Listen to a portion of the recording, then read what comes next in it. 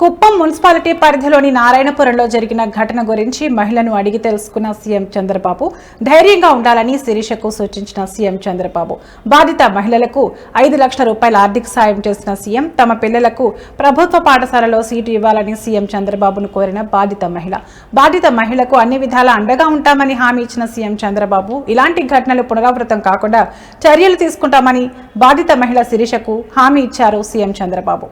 Sir ఎవరో దీంతో నరికేసినారంట కత్తిలో.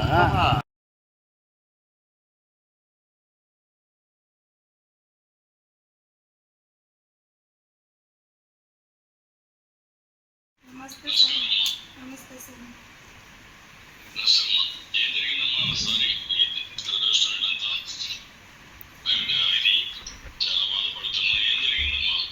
పిల్లలకి టీసీ తీసుకొస్తామని స్కూల్ లోపలికి వెళ్ళి టీసీ తీసుకొని బయట వచ్చినాను సార్.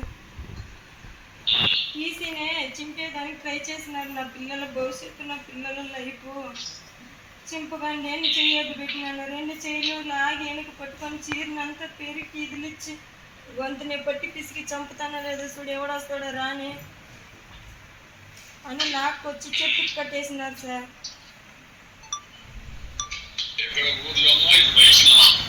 వాళ్ళ ఇంటికి నేరుగానే రోడ్డు పక్కనే ఒక 200 మంది చూసినారు సార్.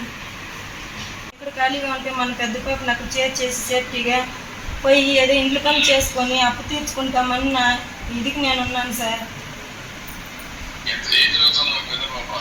5th క్లాస్ అయింది, 6th క్లాస్ పోతుంది. పెద్ద పాప హ్యాండిక్యాప్.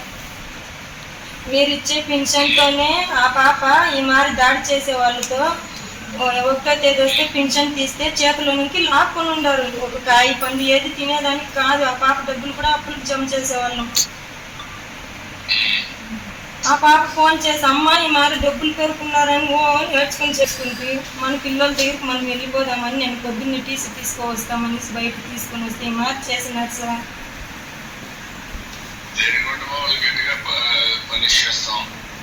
మీ తరపున నుంచి మా ప్రాణానికి లైఫ్ లాంగ్ మాకేది జరగదు. మా